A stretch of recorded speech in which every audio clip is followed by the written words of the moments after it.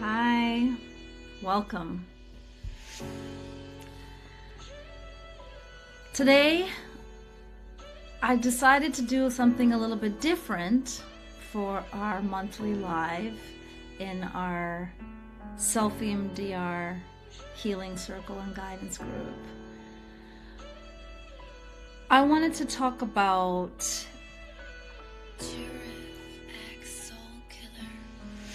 something absolutely vital about healing that might be a little controversial to some people, but I feel like this is so important, and so let's dive in. So those of you who are in the community or who are drawn to healing,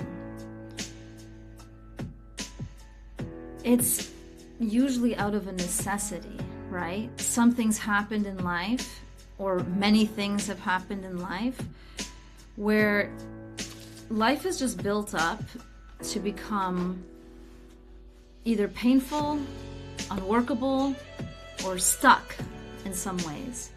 And that's why EMDR, that's why many of you, the people here in this community, have turned to EMDR or self-EMDR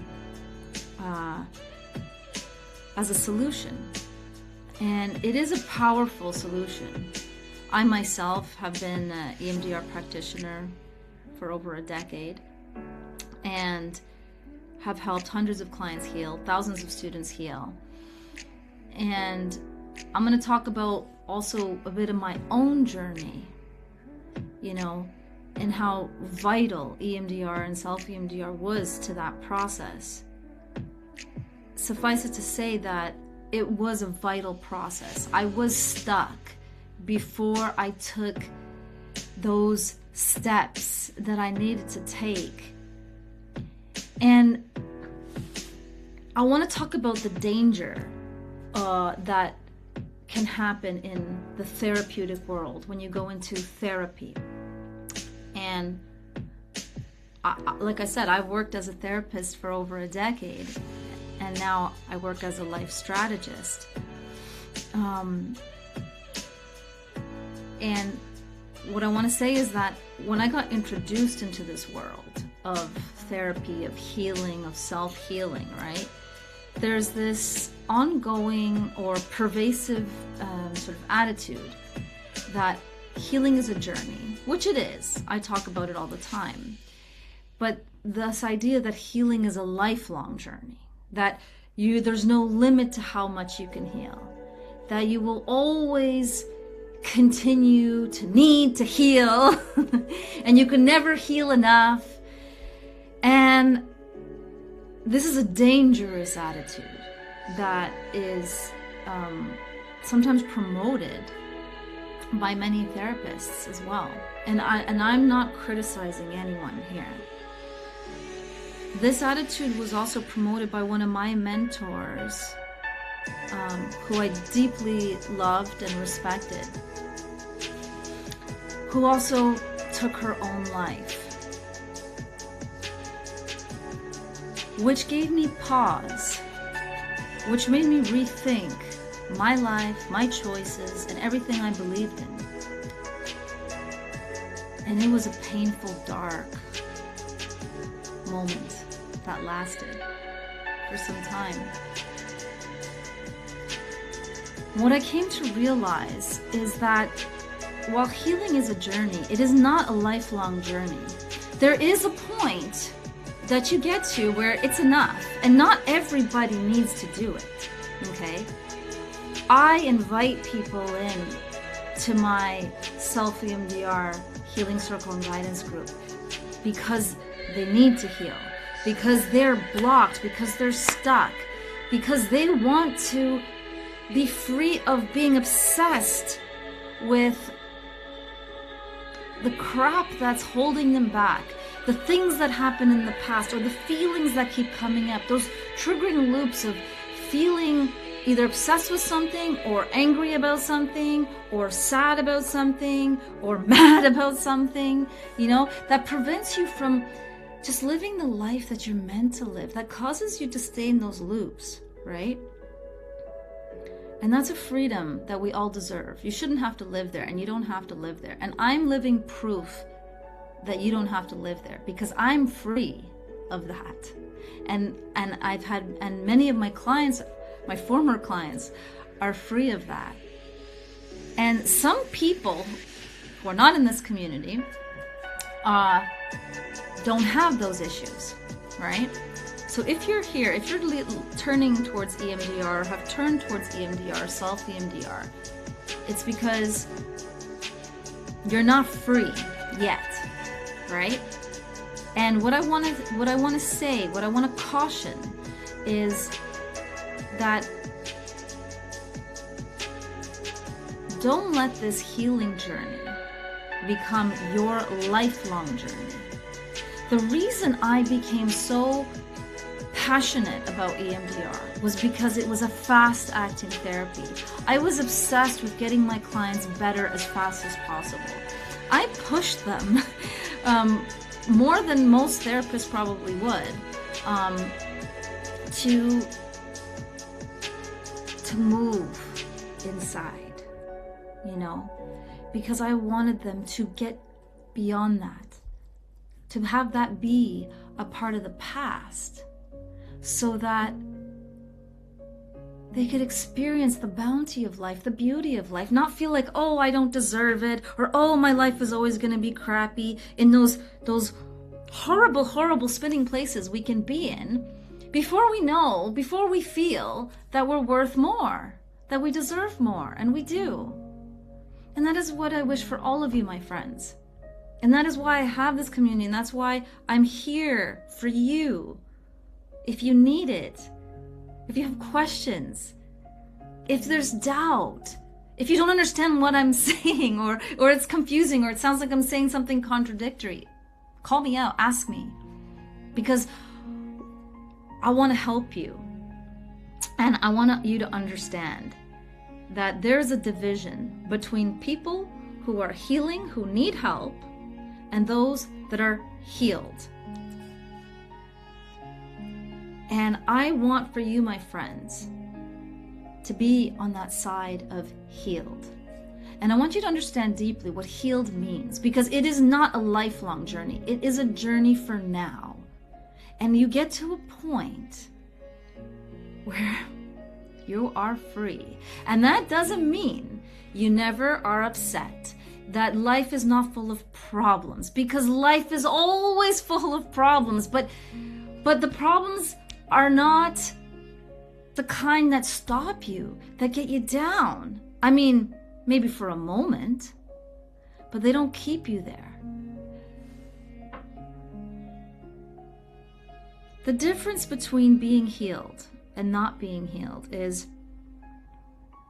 it doesn't mean that nothing hurts anymore. Never. It means that hurt no longer has the same control over your nervous system, over your identity, over your choices, over your relationships. It means that you have the freedom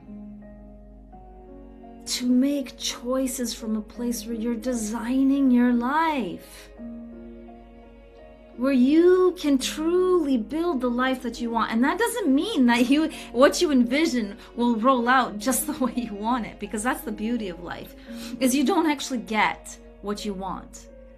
You get what you need, but you find the way, you develop the way to enjoy what you have and the beauty that life is. And it can be joyful, my friend. So you may ask, like, well, if I can't get what I want, if life's never going to be the way that I envision in a picture to be, what's the point? Well, is it worth the journey? And it is. Because we are meant as humans to be the creators of our life. We're creative beings. We are meant to pursue life with meaning and to feel like we are constantly growing. And not just growing round, growing tired, growing angry, but growing in alignment with what makes us feel alive.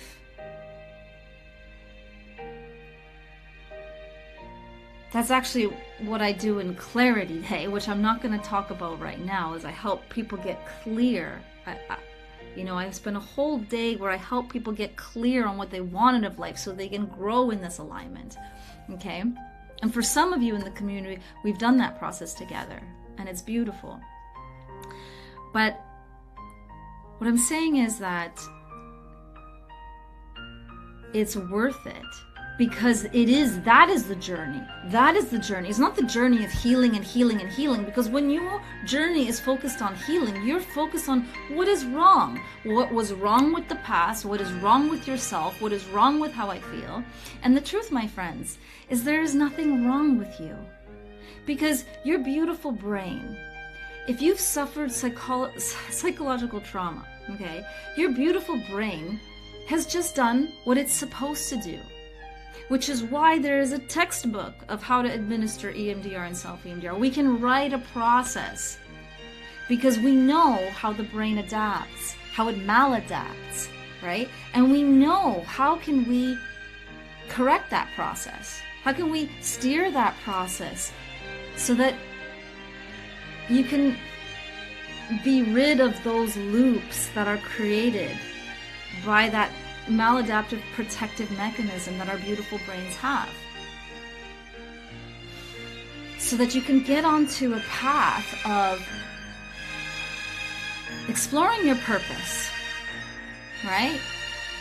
Living with meaning, enjoying what you have, appreciating it, and knowing that you're worth it, that you deserve it, right?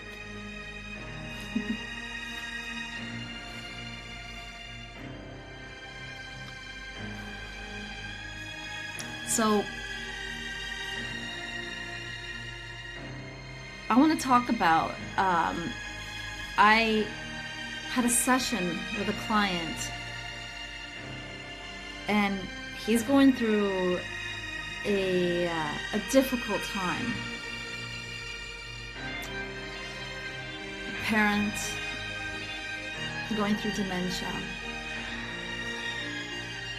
And that journey of witnessing the end of life, and not just the end of life in any way, but a really painful way of losing someone you love so much before you've lost them. Of having that feeling of betrayal almost, where you're looking at the person you love and they're looking back at you not in the same loving way that you've always known. And the pain. And it's so easy to react to that. It's so easy to feel the human feelings of like, don't you remember me? Don't you love me? Don't you recognize me? Didn't it mean something to you? Wasn't it worth the ride? Where are you now?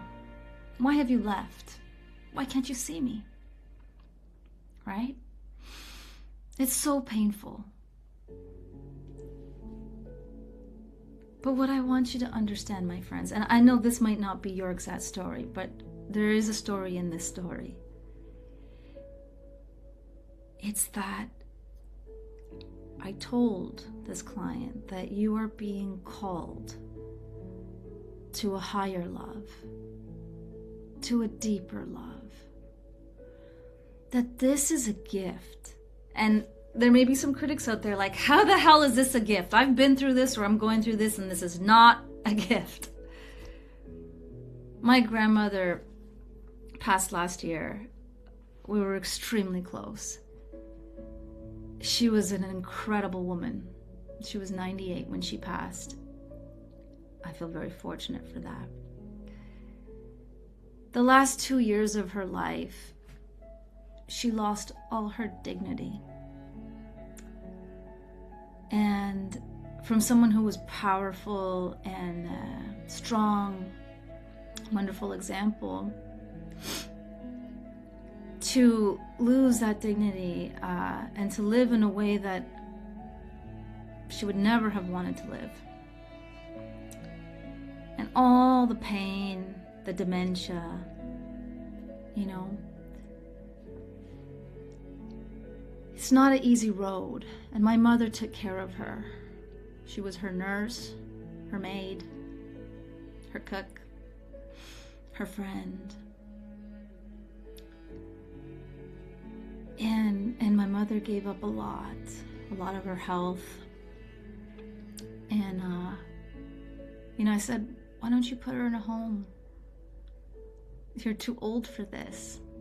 She's 78. And she couldn't do it. And she suffered. She lost a lot of her health because of it. And in the end, when it was all said and done, she told me, I wouldn't have changed a thing, because I was able to give her back what she gave me my whole life. And while it was painful and riddled with sadness, I know there was a tremendous comfort there amidst the grief that was at that time fresh. And that comfort is love. Because love is not about what we can get. It's not about the person recognizing what we're doing for them. Real love is about giving. When you love, you're giving love. When you are loving someone by giving love, patience, being the bigger person, you receive the feeling of giving love, which is being love. And it's a wonderful feeling. But you are only called to the highest, deepest forms of love when you are challenged. Like when you're raising a child, a toddler that's trying to kill himself just because that's what toddlers do. Or a small child that tells you they hate you because you're putting them to bed early or on time. Or when you're taking measures to protect your parent with dementia and they don't understand. You're being called to a higher sense of love, a deeper love.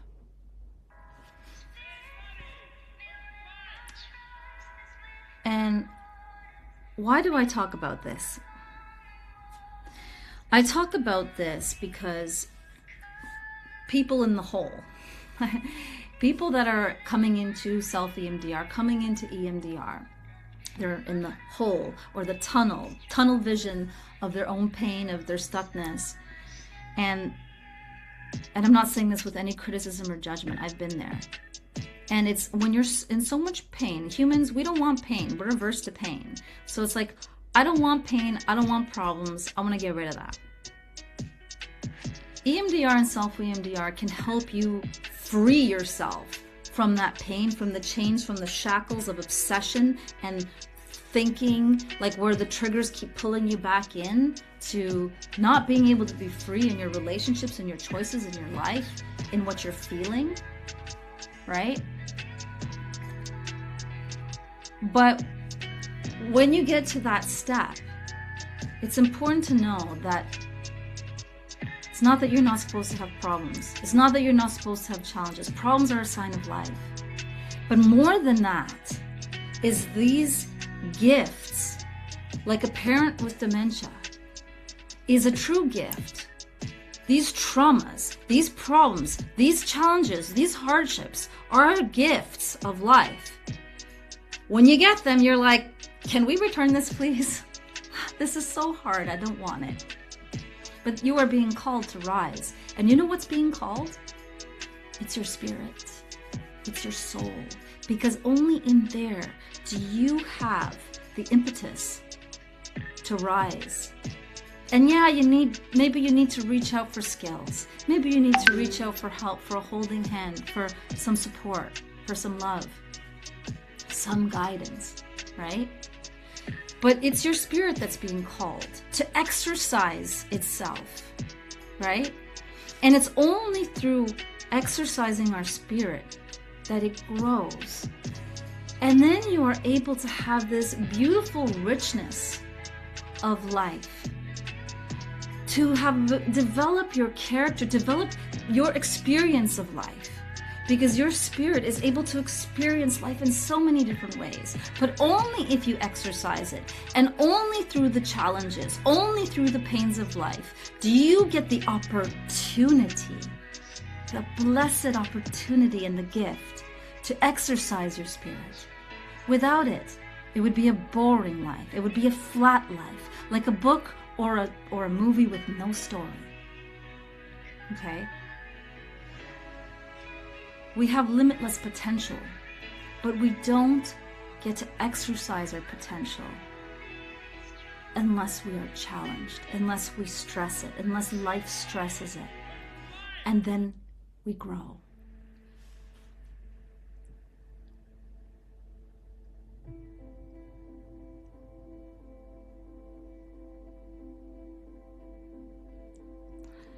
And it is that growth that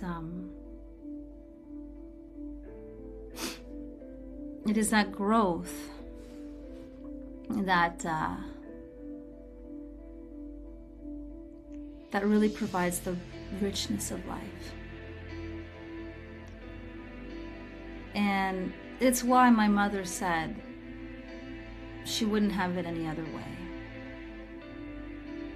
She couldn't control that my grandmother fell and broke her spine.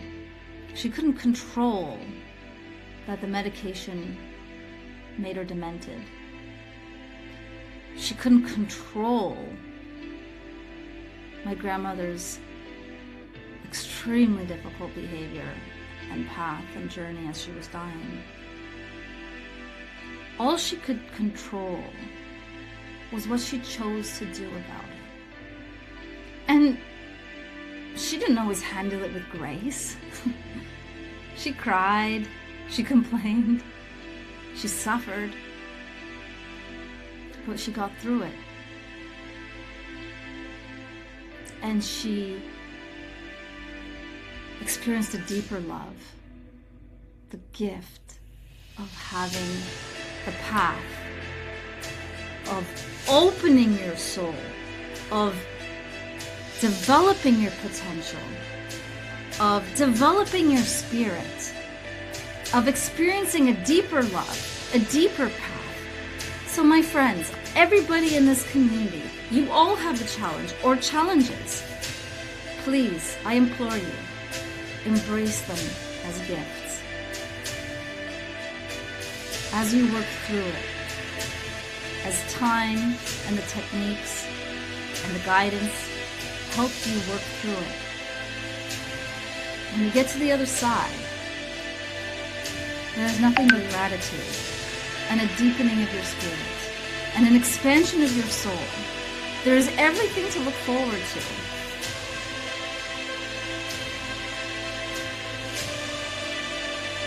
And you will get to a place where you are healed.